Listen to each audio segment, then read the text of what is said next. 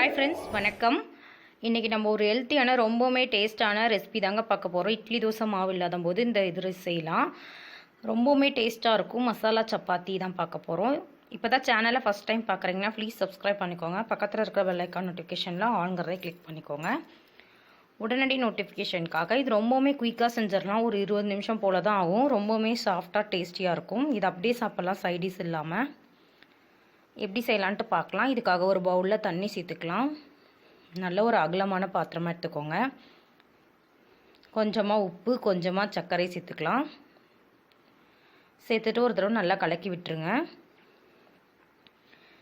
இதில் கொஞ்சமாக ஒரு 1/4 ஸ்பூன் போல் மஞ்சத்தூள் சேர்த்துக்கலாம். காரத்துக்கு மிளகாய் தூள் சேர்த்துக்கலாம். நான் இன்றைக்கி காஷ்மீரி மிளகாய் தூள் சேர்க்குறேன். எவ்வளோ காரம் வேணுமோ அவ்வளோ சேர்த்துக்கலாம். கொஞ்சமாக சிக்கன் மசாலா சேர்த்துருக்கேன். அப்புறம் கோதுமை மாவு, எந்த அளவுக்கு நம்மளுக்கு கோதுமை மாவு வேணுமோ அந்தளவுக்கு சேர்த்துக்கலாம். கோதுமை மாவு சேர்த்துட்டு ஏற்கனவே நம்ம தண்ணி சேர்த்துருக்கோம். தண்ணி சேர்க்காமல் நல்லா இதை கலக்கி விட்டுக்கலாம். இதில் இஞ்சி பூண்டு விழுது கொஞ்சம் சேர்த்துக்கலாம். அதில் நல்ல ஒரு ஃப்ளேவராக இருக்கும். பொடியாக நறுக்கின மல்லி இலைகள் ஒரு கைப்பிடி அளவு, ஒரு 2 கொத்தளவுக்கு கருவேப்பிலை, இதுவும் பொடியாக நறுக்குனது, கொஞ்சமாக சீரகம், இது எல்லாமே சேர்த்துட்டு தண்ணி சேர்க்காமல் நல்லா கலக்கி விட்டுக்கோங்க. நல்லா கலக்கிக்கோங்க. இந்த மாவெல்லாம் தெரியாத மாதிரி நல்லா கெட்டியாக மாவு பிசைஞ்சுக்கோங்க. இப்போ இது போல் இருக்குது. நம்ம கரெக்டாக தண்ணி சேர்த்ததே இதாக இருக்கும். நான் தண்ணி எதுவுமே சேர்க்காமல் நல்லா இந்த போல் மாவு ரெடி பண்ணிக்கிட்டேன். கொஞ்சமாக மேலே காயாமல் இருக்கிறதுக்காக, காஞ்சி போகாமல் இருக்க ஆயில் சேர்த்து வச்சுக்கலாம். இது ஊற வைக்கணுன்ட்டுலாம் எல்லாம் இன்ஸ்டண்ட்டாக நம்ம செஞ்சுக்கலாம்.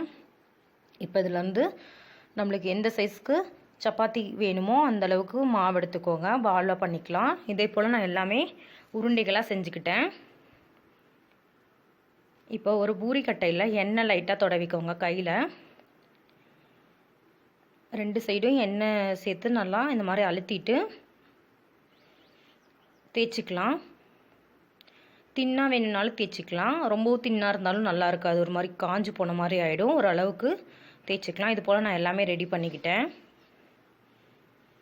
மாவு போட்டு தேய்ச்சா கரெக்டாக இந்த இதுக்கு வராது, டேஸ்ட் நல்லா இருக்காது. ஒரு தவா ஹீட் பண்ணியிருக்கேன். தவா ஹீட் ஆனது இதில் நம்ம செஞ்சு வச்ச சப்பாத்தியை சேர்த்துக்கலாம். சேர்த்துட்டு ஆயில் சேர்த்துக்கோங்க.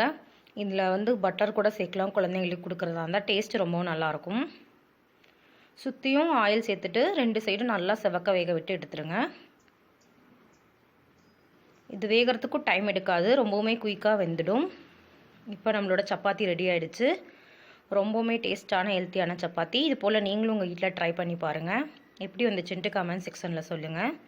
வீடியோ பிடிச்சிருந்தா லைக் பண்ணுங்கள். யூஸ்ஃபுல்லாக இருந்தால் ஃப்ரெண்ட்ஸ் அண்ட் ரிலேட்டிவ்க்கு ஷேர் பண்ணி